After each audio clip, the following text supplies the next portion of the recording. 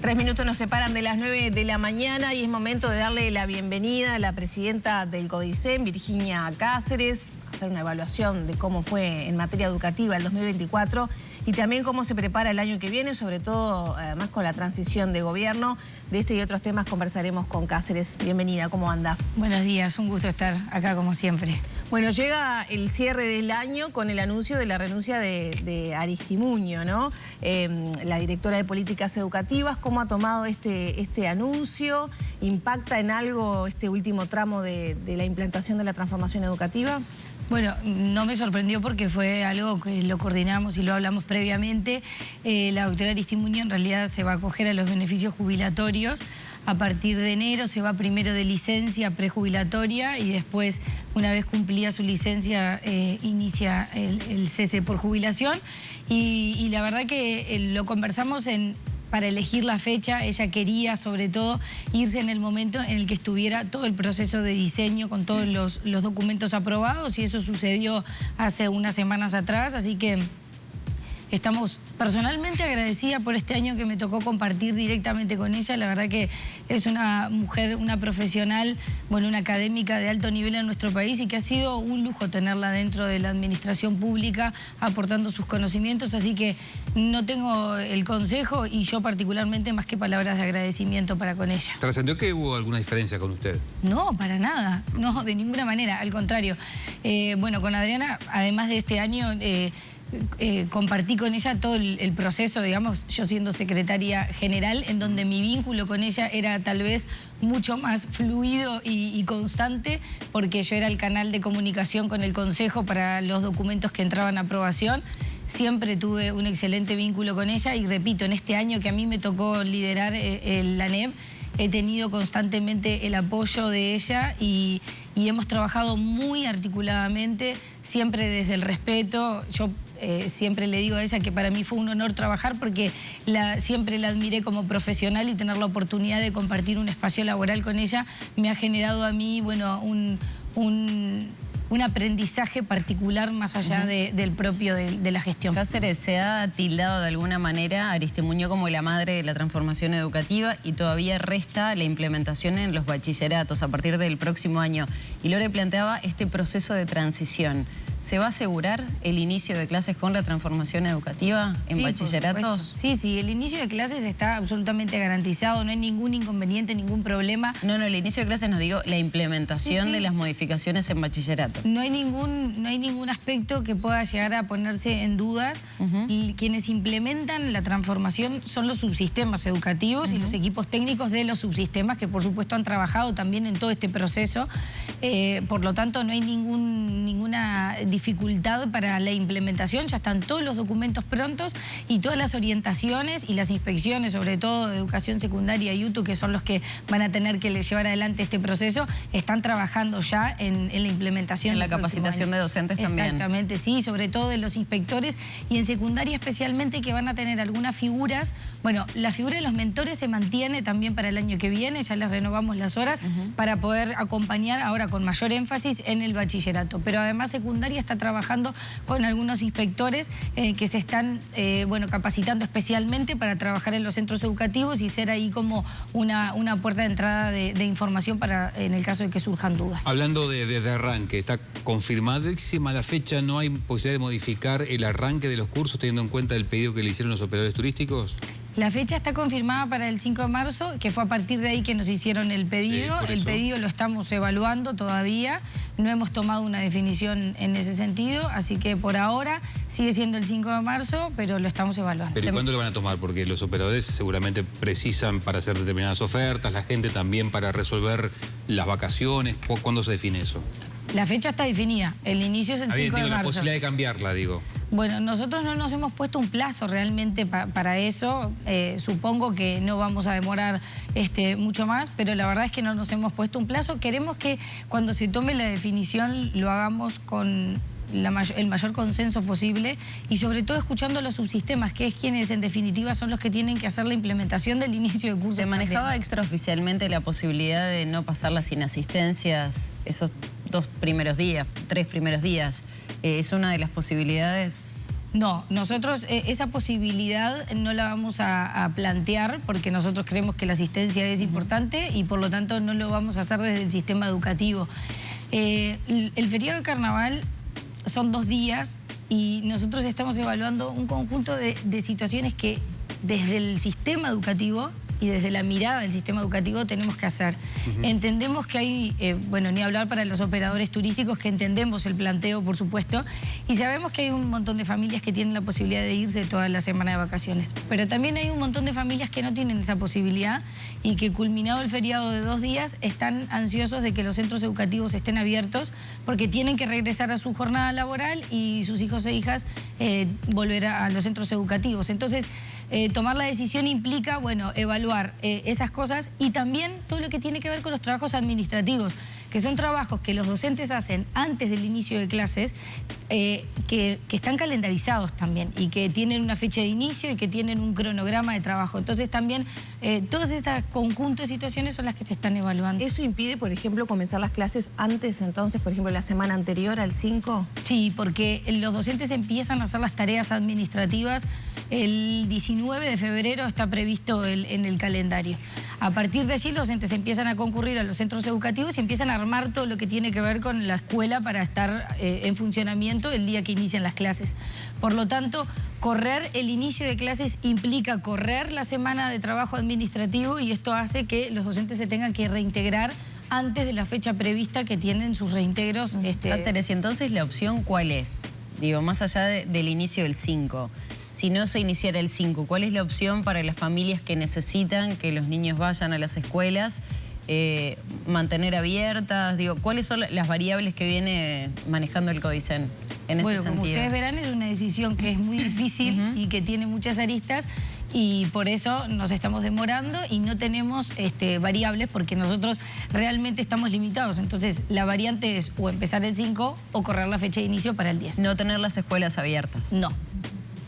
Ya al final del año y bueno, y de cara a un nuevo ciclo, etcétera, ¿cómo valora el tema del ausentismo que ha sido señalado como una de las principales dificultades de la educación, sobre todo después de la pandemia? Sí, creo que es hoy el desafío, uno de los desafíos más grandes que tiene el sistema educativo, los niveles de ausentismo, sobre todo y especialmente en primaria. Nosotros venimos trabajando con ese tema y sobre todo con Ceibal, que ha hecho un diagnóstico que fue bien interesante, que muestra cómo el comportamiento de las familias hace que se baje el nivel de percepción de la importancia de la asistencia a clases, sobre todo en los niveles más bajos. Porque si bien se concentra, digamos, se distribuye en todos los grados, se concentra en los primeros grados, sobre todo en educación inicial y primer año. Después, a medida que van aumentando los grados, los niveles de inasistencia van bajando. ¿Y qué pasa en las familias que no consideran que es importante que los niños asistan? Bueno, hay un conjunto de factores, por supuesto, ¿no? Pero lo que nos mostraba el informe de Ceibal, que es a partir de ese que nosotros iniciamos el trabajo de las cartas, del envío de las cartas, es esto que yo les comentaba. Primero hay un aspecto cultural. Los niños, los chiquitos sobre todo, no se percibe que la concurrencia al centro educativo impacte realmente en el desarrollo de ese niño o esa niña, sino que es más como un espacio de cuidado. Entonces, si falto o no voy, no lo visualizo como un problema, como un día que no aprendo. Eso sobre todo en los más chiquitos. Y la pandemia, por supuesto, que hizo mella allí, ¿no? Esto de sentir que el hogar es el lugar más seguro y que ante un problema o alguna dificultad lo mejor es quedarme en casa, sobre todo cuando soy más chiquito. Bueno, eso creo que ha generado también que se profundice en la inasistencia, sobre la cual tenemos que seguir trabajando. Nosotros hemos apuntado a distintas aristas como alguna de las posibles soluciones. Las cartas que estamos entregando con Ceibal, que lo que tiene y apunta es a esto del comportamiento de las familias, porque las faltas además se dan de una manera que es salpicada, no son faltas que sean continuas, entonces es más difícil todavía de visualizar y en esta investigación da cuenta de que las familias perciben que sus hijos faltan menos de lo que efectivamente faltan, entonces el ver el acumulado permite que uno pueda identificar con mayor claridad cuál es el nivel del problema, eso es lo que hacen las cartas. Y además, bueno, se han atacado otros factores. Por ejemplo, primaria hizo una entrega de capas y botas de lluvia para algunos departamentos y en algunas zonas especialmente en donde el barrio está enclavado en algunas zonas donde cuando llueve o se inunda o no está asfaltado, entonces se genera mucho barro y eso estaba incidiendo en la concurrencia, en la asistencia a clase. Estamos midiendo cuál ha sido el impacto en ese sentido y trabajando con un control por parte de las inspecciones en los centros educativos y acompañando a los directores de los centros en esto de hacer un seguimiento de cuáles son las razones de las faltas y bueno, y acompañando a las familias en ese sentido. Le hago dos en una. ¿Cómo ha sido el proceso de inscripción para el año que viene y cómo ha sido el proceso de designación de horas para el año que viene? Bueno, la verdad es que primero arranco por el proceso de inscripción con una modalidad nueva además, porque tuvimos el proceso de inscripción web y la verdad es que ha funcionado muy bien. Estamos muy conformes con cómo se ha dado todo el proceso, más allá de que siempre hay mejoras para hacer. ¿Por ejemplo? Bueno, estamos cuestiones del algoritmo, de cómo definimos el algoritmo, que hay que mejorarlas para la próxima instancia de inscripción que se haga, pero la verdad es que estamos muy conformes. Tuvimos una inscripción de aproximadamente en primaria 39.000 estudiantes nuevos, ya se hizo la distribución, el 91% de los estudiantes quedaron en el centro que eligieron como primera opción. Y a partir de ahora empieza todo el proceso. Bueno, los centros educativos empiezan a organizar sus clases con la matrícula que le tocó a la escuela y las familias van a tener una instancia en febrero para poder hacer el cambio de centro en el caso de que no hayan quedado conformes con el centro que les tocó por las razones que sean, y también hay un segundo periodo de inscripción en el mes de febrero. Bien. Y con respecto, también tuvimos la inscripción de quienes inician el 7º año de la educación básica, que también fue una muy buena inscripción con 42.000 estudiantes que pasaron, se preinscribieron. Y también el nivel de distribución anduvo en el 92% de la primera opción, también muy bueno. Y estamos en este momento, a partir de la semana pasada y hasta el 31 de enero, en el proceso en el que los padres y madres pueden entrar a la página y hacer la solicitud de cambio de centro en el caso de que no estén conformes. Bien. Elección de horas. A ver. La verdad es que estamos también muy contentos con el proceso que se está llevando adelante este año. Llevamos hoy, hoy no estoy siendo exacta con la información. A la semana pasada, el viernes, la semana pasada, un 75% de las horas entregadas y además ya se había iniciado el proceso de elección de horas de los docentes que concursaron y están eligiendo para la efectividad, que estaban habilitados 5.300 aproximadamente y ya iban casi 4.000 docentes eligiendo horas. Esto es un número bien importante de docentes que han logrado la efectividad de sus cargos, lo cual nos deja muy satisfechos por el proceso. Primero porque este año logramos hacer un proceso de elección de horas muy a tiempo, muy justo y muy ordenado, pero además con un componente adicional que era el gran desafío de lograr que los docentes que habían concursado pudieran efectivamente acceder a horas. Ahora, ¿en cuánto calculan, perdóname Maggie, en cuánto calculan que se completará con ese 25% que falta?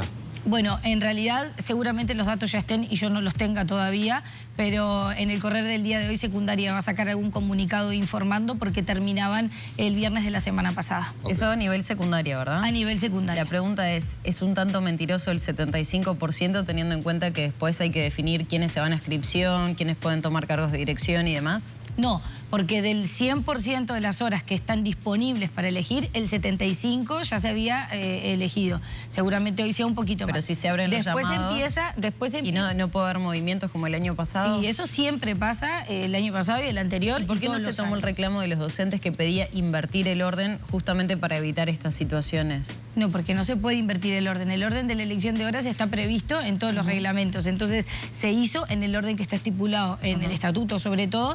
Ahora los docentes, lo que pasa es que se abre un derecho que tiene cualquier funcionario público a o reservar su cargo, o irse en paz en comisión, o elegir alguna otra situación. Y esa ventana de tiempo da justamente para el inicio de clases. Sí, esa ventana de tiempo da para el inicio de clases, pero además es un derecho que los docentes tienen al correr del año.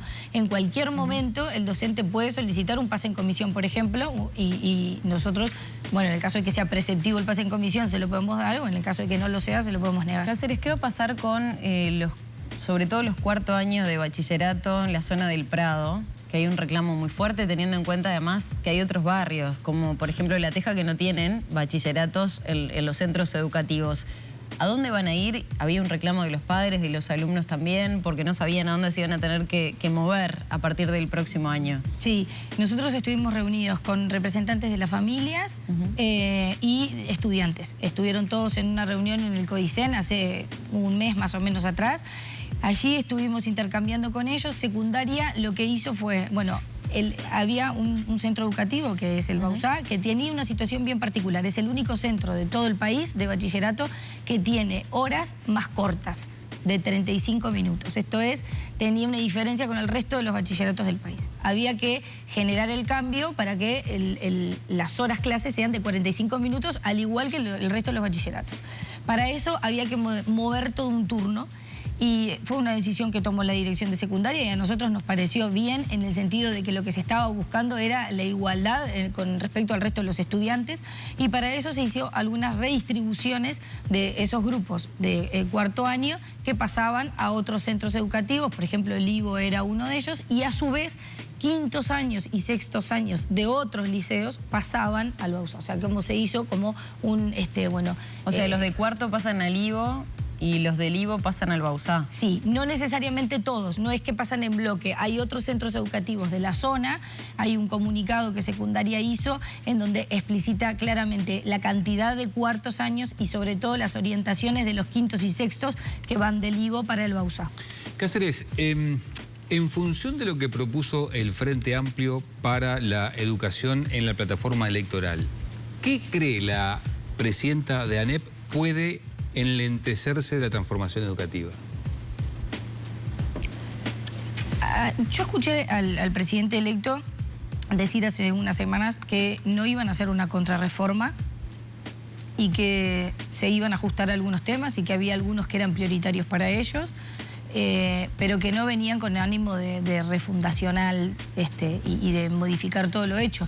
Lo cual generó tranquilidad también para los equipos técnicos, los estables, los que forman parte de la burocracia estable de la ANEP, que han trabajado muchísimo en esto. O sea que, en realidad, creo que si bien, por supuesto que pondrán su impronta en los aspectos que entiendan que hay que acelerar o modificar, creo que ese anuncio ha generado tranquilidad en que el proceso de transformación educativa va a seguir avanzando. Nosotros ya tenemos todo el proceso en funcionamiento, nos quedan solamente la implementación de estos últimos 2 años del bachillerato.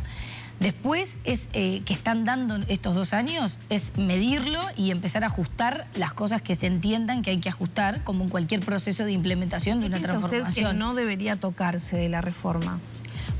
Bueno, por supuesto que entiendo que los planes y los programas no deberían tocarse, porque son muy recientes y nosotros necesitamos un tiempo suficiente corriendo con estos planes y estos programas para poder medir qué impacto tienen efectivamente en la educación. Entonces creo que eso obviamente es un cambio que no debería hacerse. También entiendo que no debería modificarse la integración de los subsistemas. Creo que entiendo que deberían continuar siendo direcciones generales y no volverse a la instancia de consejos, pero eso ya es una cuestión que no es tanto desde la transformación curricular, sino desde la organización de la estructura de la ANEP, pero creo que debería mantenerse. ¿Por qué? Bueno, porque yo tuve la posibilidad de estar en las 2 etapas. Cuando yo asumí como secretaria general todavía estaban los consejos y pasamos por la transición hacia direcciones generales, y realmente la ANEP es un organismo muy grande, el más grande del Estado. Y tiene históricamente una cultura institucional de estar compartimentado. Entonces es muy difícil lograr esta sinergia que se ha logrado en este último tiempo, que sin dudas hay que seguir profundizándola porque todavía hay muchos aspectos a mejorar en esto de trabajar articuladamente entre los subsistemas, entendiendo que el estudiante es uno y que va pasando por los distintos grados educativos y que va transitando y que tiene que ser el sistema el que está al servicio del estudiante. Eso sucedía mucho más marcado cuando estaba en los consejos, porque cada consejo tomaba sus propias decisiones en el ámbito de sus consejos, que obviamente que esas decisiones siempre impactan en los otros subsistemas, pero el problema era que los otros subsistemas se enteraban cuando la decisión ya estaba tomada. Nosotros, desde que tenemos direcciones generales, sesionamos todos juntos y las definiciones de verdad que se discuten. Entonces, estamos hablando de una definición de primaria, pero está opinando y está también interactuando en esa definición secundaria y UTU, y lo mismo con el Consejo de Formación en Educación.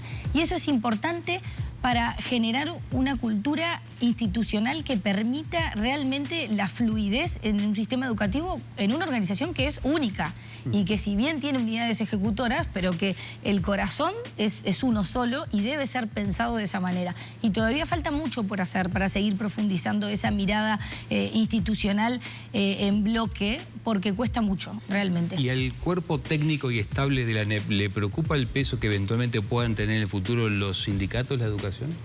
Bueno, yo no puedo arrogarme a hablar en representación del cuerpo técnico y estable de la ANEP, porque no me corresponde a mí decirlo. Yo creo que los sindicatos ocupan un lugar que es importante en nuestra sociedad, en la ANEP y en cualquier institución, en cualquier organismo del Estado, y tienen una voz que debe ser escuchada. Y cuando uno entiende cuál es el lugar de uno y cuál es el lugar del otro, y a partir del respeto y de la construcción, yo no tengo ninguna duda como objetivo común, la mejora de los aprendizajes, se pueden lograr muy buenas cosas. Hay que tener bien definido y delimitado cuál es el rol de uno y cuál es el rol del otro. Pero teniendo claras esas cosas, creo que se puede hacer un buen trabajo. ¿Hubo mejor diálogo con usted que con Robert Silva, con los sindicatos? Fueron situaciones bien distintas. Yo no estuve al inicio de una transformación que siempre genera resistencias. Entonces creo que no son comparables las dos etapas.